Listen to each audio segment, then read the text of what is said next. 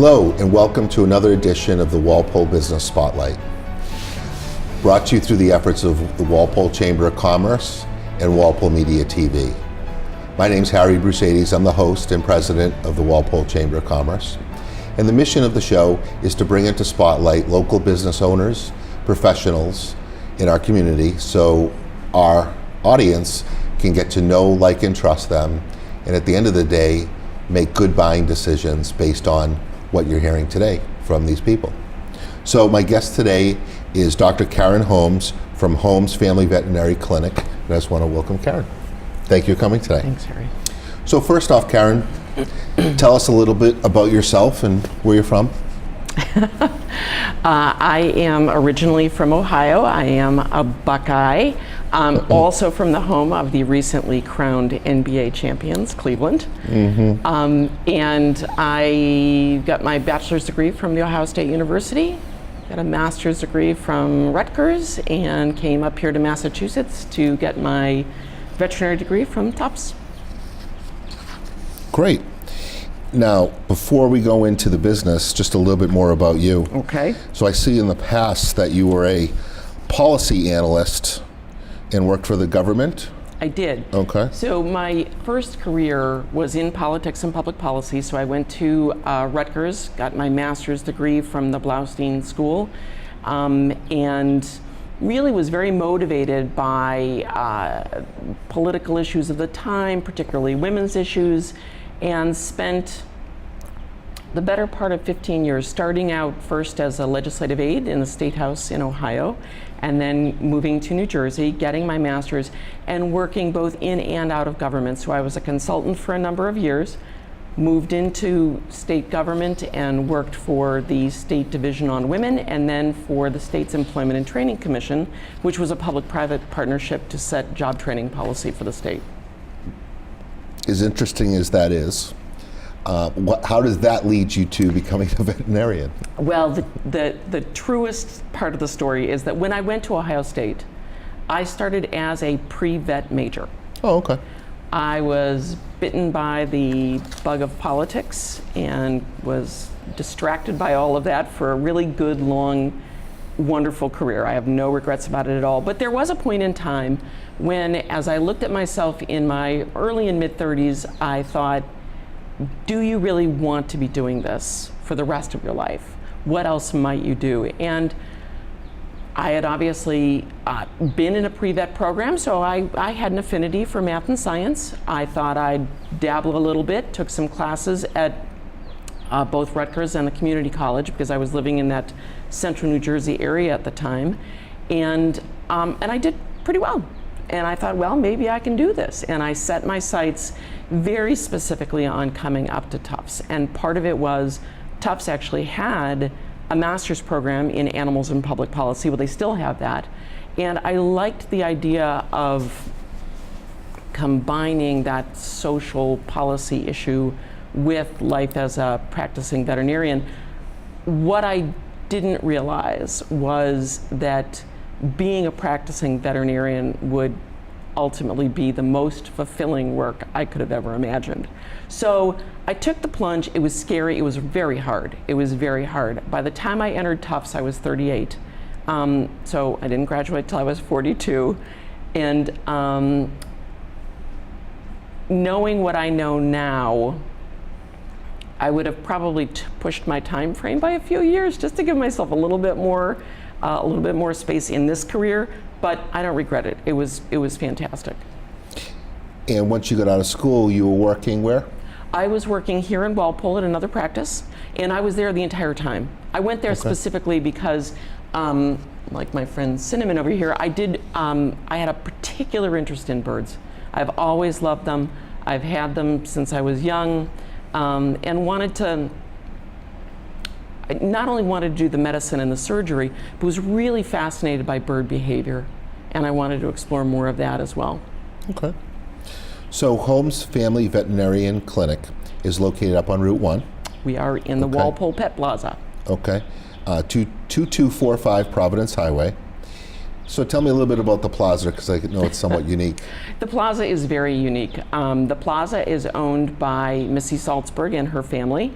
And Missy and I have been good friends for a long time, and she started bringing her animals to me a number of years ago and just suggested to me that maybe I wanted to go out on my own, try this. I obviously like a little bit of adventure, or to mix things up in my life every so often. And so I explored it. I did some research about whether or not it was a possibility. I do a lot of work with rabbits and guinea pigs and other small mammals, and there aren't that many people in the area who do that. So I thought that moving into the plaza would be a good move, it would be a good business decision, and it would be a happy place to work, because the plaza has 4 different shops: the Bird and Reptile Connection, Chickadee Seed and Feed, the Village Groomer, and our clinic. You don't pull into that parking lot unless you like animals. And it makes it a really happy place. It makes the people who work there happy. It's a very friendly and supportive environment. We're all running back and forth, borrowing things from each other and helping out. And obviously I'm there if an animal gets sick. Sure. If somebody at Bird and Reptile has a problem, or one of the baby chicks at Chickadee, and certainly the dogs at the Village Groomer. Sure. So you touched on, specializing on specific animals. So on that point, so what makes your clinic a little bit unique from other general veterinarians, I guess? Well, it is that we see a very large number of birds, everything from, well, actually in 2 weeks I'm going to be doing surgery on a turkey. For Thanksgiving? I'm just kidding. I have no idea how many times No, the turkey happened to eat a piece of hardware. Oh my goodness. And so we're gonna have to go in and take it out of her. She's a lovely bird, and she needs to have that out of her body. So I see everything from turkeys to large parrots, small parrots, finches, doves. Birds have always been something that's been real. I just love them always. And then rabbits. Rabbits are a species that I came to really have an affinity for when I was in vet school, while I was doing my rotating externships. I worked with a number of veterinarians who had them, and so we do advanced rabbit dental care, which some people may not even know your rabbit needs. We do a lot of work with clients for client education on how to properly care for these animals, because I think a lot of times a family will walk into a pet store and they'll get an animal and they don't have enough information on how to keep them healthy. So often they end up on our doorstep once the animal's ill. What I like to do is see them when they're young, have the whole family involved so that everyone knows how to take proper care of them. And that actually goes for, the rats and the hamsters all the way up through the dogs and cats. I like to have the whole family involved. That's part of why we have family in our name, because that's our focus. We would like to think that we go the extra mile to make sure that people's questions are answered and give plenty of time and attention. And when people bring kids in, I think it's great, because that's how we make it all come full circle. Excellent. So I know some people have these crazy exotic parrots. Just off the top of your head, what would be an average cost of a unique parrot that they have? So you could get a blue and gold macaw for probably somewhere around $1,500 to $2,000, which is a lot of money to invest in a bird. But that bird is probably going to live to 75. Holy cow! Yeah, absolutely. Wow. Those are the kind of birds. I have an African gray parrot. And if she stays in good health, hopefully will live to 40 or 45. So I actually have to make provisions for her, and people have to do that. Unbelievable. Right? Make sure family members are aware and know what they need to do. Yeah. It's so interesting every time I sit here and interview somebody, not to promote what I do as a financial advisor, but it seems like almost everything comes back to what I do. And I was going to mention, a lot of talk has been about pet trusts. Yeah. And usually it's about a horse or a dog is what you would think, but you just mentioned parrot, 75 years, oh my God. Yeah. Who's going to take care of that That's parrot right. and the cost, and that's unbelievable. Yeah, because when you add yearly exams, which are, the exam fee, and once a bird gets to a certain age, you want to do regular blood work on that bird like you would on anybody else. Those fees can mount. Wow. Okay. All right, so I went to your website. Incredible, great website, very informative. And I just wanted to go through a couple topics here. So first off, talk a little bit about the wellness exams for pets. Okay. So we encourage annual wellness exams. If you're a client and you have any number of patients with us, you'll get a reminder from us to come in for an annual exam. And during that annual exam, we like to not only get baseline information on what your pet's weight is. Weight's a very big issue for me. It doesn't matter who the pet is. And if they're of a certain age, we want to do regular blood work on them. We want to do routine screens for dogs. Certainly in this area for the tick-borne diseases, we want to make sure they're up to date on their vaccinations. At our clinic, we try to make sure that everything is done for that pet. We don't use a boilerplate. We don't have standard protocols that we use. We have guidelines that we use, and what we might recommend for a Yorkie, a Yorkshire Terrier, who's always indoors and never goes outside, might be very different than, for instance, with your Golden Retriever. So we tailor it to the individual pet, and it doesn't matter what the species is. I like to see them all at least once a year, and for some of them twice a year. Okay. So we're going to go down this list a little bit, but before we do, I do want to make sure we spend some time on the other guests today.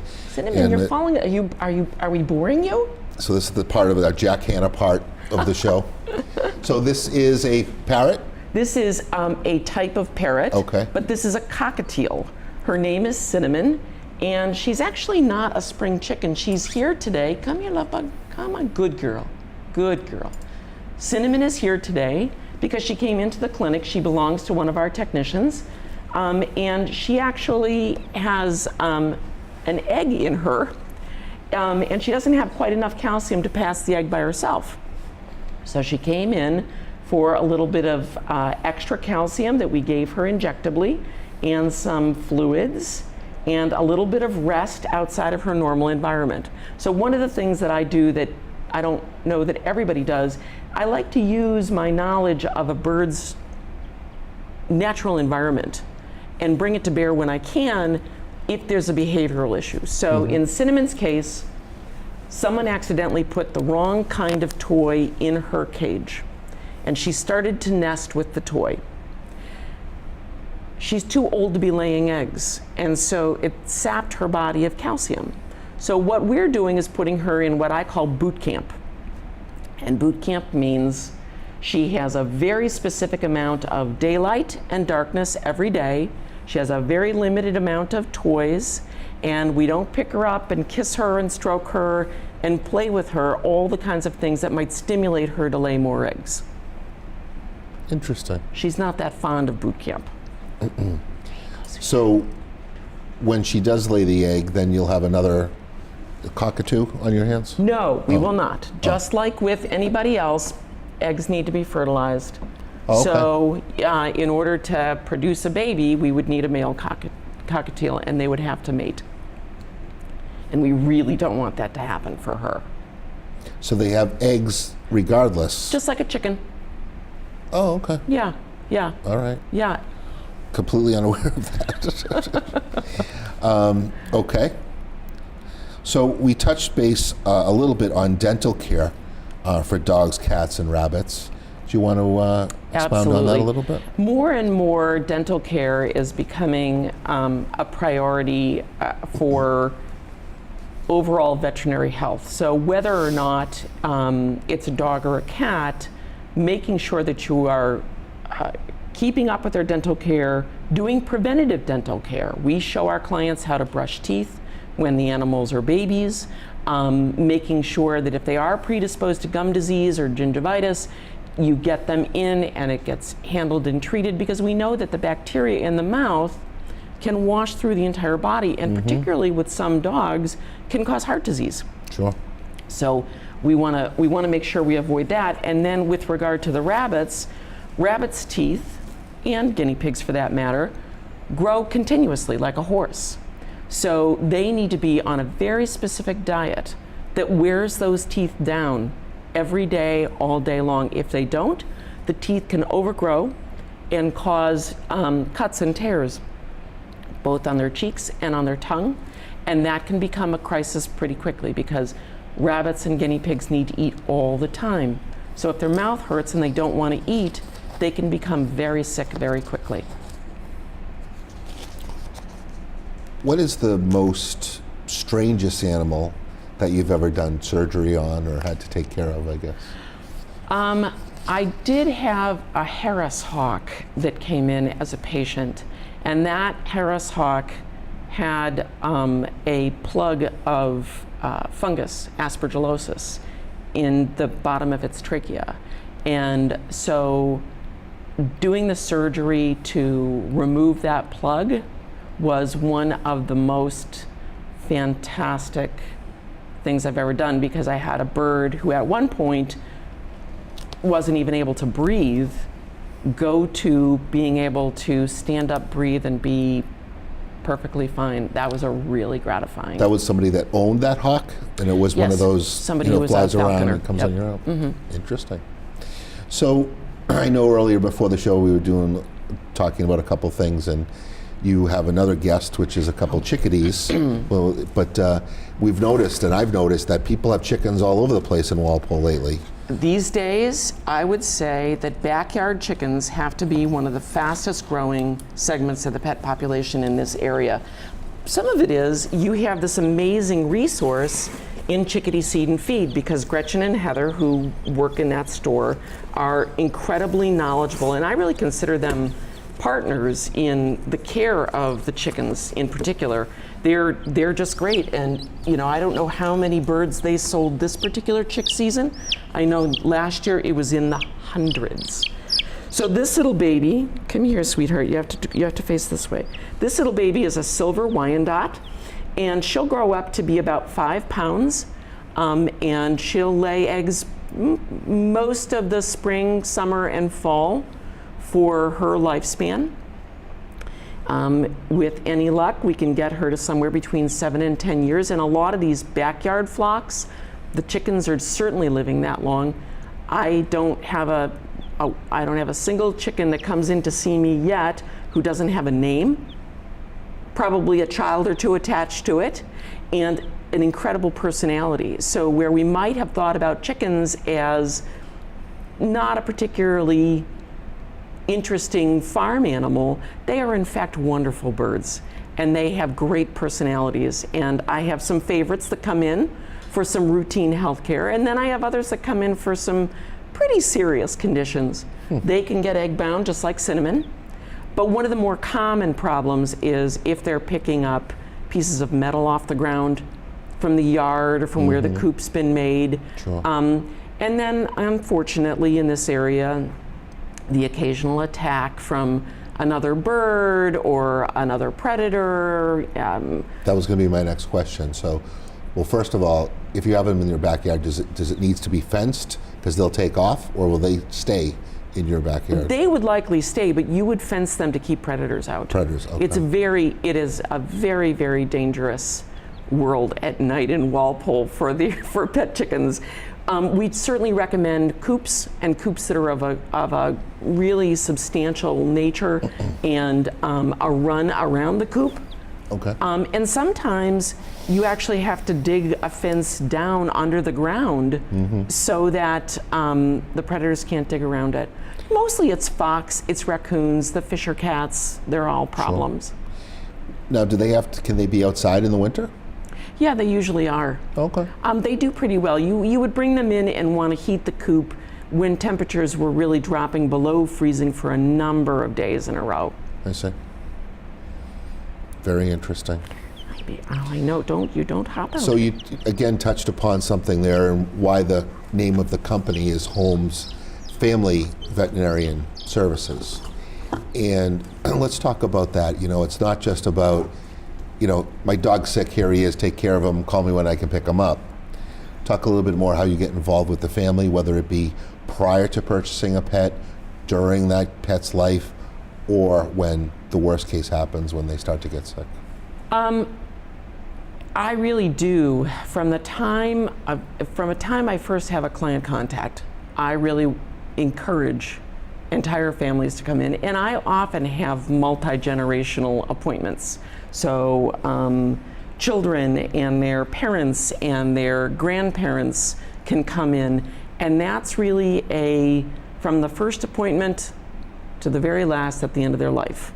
I think it's really important to remember that this animal is a part of the family, and to reinforce that in lots of ways, even when it comes to making some of the tough decisions, because some of those decisions aren't just about the life of one unit in the family, but about the whole family as well. Sure. And so I always encourage the kids to come in. I encourage people to make lists of questions. It's really important. If you're sitting down on a Wednesday night and the vet's closed and something comes in your mind and you're a first-time dog owner and it feels really critical at that moment, you need to feel like you can go someplace to get that answered. And I would rather you write that question down and call me or ask me, rather than maybe go do your own research or talk to your friends, all of which are very good things to do. But when it comes to getting involved with your veterinarian and feeling like that person is someone you can trust, I know the way to do that is making sure people feel comfortable asking me questions, even if it seems like an oddball question. Can I feed an orange to my guinea pig? The answer is yes. Okay. So would you potentially advise people maybe to reach out to you before they go to the store or the kennel and pick out a pet, to kind of do a little interview by saying, yeah, we're looking to buy a dog and we want to get this dog, and it could be for the wrong reason, versus what's your house like, what's your backyard like, what's the family structure, who's going to walk the dog, who's going to take care of the dog, something like that? Great question. Absolutely. I can't tell you the number of times I have talked to breeders for people. I have done pre-purchase exams, just like you might think about with a horse. And sometimes a family has in mind a particular type of dog that they really think is cute, or they know someone else who has one, and for that particular family, there isn't anyone to walk the dog, and it's a very high energy dog, or there's no one who's going to be around to be able to housebreak the dog, or it's a cat and it's a Siamese, and the people like a really quiet environment, and that Siamese is going to talk to it all day long, every day. And certainly when it comes to the parrots, I really like to make sure people are making smart choices, because all of the species are quite different, and you want to make sure that you're going to live with something that you can live with for 10 to 70 years. Sure. Unbelievable. All right, our next guest. Oh, our next guest. So our next guest is a 9-month-old rabbit who is a resident at Chickadee Seed and Feed. His name is Bun Bun. Hi, Bun Bun. And so Bun Bun's story is that Missy Salzberg's daughter, Evangeline, wanted a baby bunny, and so they got Bun Bun, and he was to be the house bunny, which was great, except he was running around and being a little rambunctious, and as young male bunnies can do, he was starting to mark his territory. So he moved into the plaza to Chickadee Seed and Feed, and he came down to visit us at the clinic, and we did a little surgery to neuter him. Okay. And now he's actually calming down a little bit, and he's running around the store with his friend Mooshie the cat, and they are supervising the baby chicks and chick season, and he's a terrific example of how wonderful and interactive a rabbit can be, because he is very, very friendly. He will come up to you for a cough drop. That's his favorite treat. I discourage that. I prefer little hay treats. And we have an opportunity to use him for opportunities like this, to just show people that they can be wonderful pets. Sometimes we can bring him over show people what it means to look in a rabbit's mouth. We can talk about what kind of rabbit care you need to do because, again, not a necessarily straightforward pet to have. They need a lot of watchful care. I love when kids bring their rabbits in so that we can go through start to finish everything from what they eat to how much sleep they get to counting their droppings every day. So would that be like a pet rabbit that could hang around the house? Like jump on the couch and walk around? I would say that out of the rabbits that I see, probably 50% of them are free-ranging rabbits. They either run around the whole house or apartment, or they have one room like the living room or the dining room. And yes, they do run all over, yes. And Very they can be interesting. trained. So we're not at the end of the show yet, but I just want to make sure we get some important points out. Okay. The best way for the public to contact you for your services, what's your website? Our website is holmesfamilyvet.com, all one word. Okay. And I always like to ask my guests, other than their professional life, what do they like to do for a hobby? One of my greatest joys is actually walking my 2-year-old Doberman or running my 2-year-old Doberman Tioga. And we do that, actually we love to go down to Patriot Place and walk around the cranberry bog. I am an avid kayaker, although running a startup has left me very little time for that. And I also like to cross-country ski in the wintertime. Very nice. So very outdoorsy person, right? Some would say that. Okay. And I also see that you're involved on the volunteering side with the Project Samana. Project Samana is run out of the Massachusetts Veterinary Medical Association. It is a wonderful opportunity to do service work. Teams of veterinarians and technicians go to Samana, which is in the Dominican Republic, twice a year, usually June and November, and they volunteer their service. Actually, you, as a vet, you pay to go on the trip, and you offer supplies, et cetera, and then you do spays and neuters and a little bit of medical care for the mostly dogs of Samana, Dominican Republic. It's a wonderful project. It was one of the best things I've done as a vet. That's excellent. Well, so we are running out of time. So I do thank you very much for coming in today. It was a pleasure. Really appreciate it. So again, Karen Holmes, Dr. Karen Holmes from Holmes Family Veterinarian Services up on Route 1, a great Walpole Chamber member as well. So I hope you enjoyed the show today. As always, it's all about getting this information out to the public so they can make knowledgeable, educated buying decisions, get to know and like and trust somebody so they can bring their best favorite pets, the part of the family, to somebody that they know is going to care for them and do the right thing. So again, I thank you for joining us today. Be well, be safe, have a great day.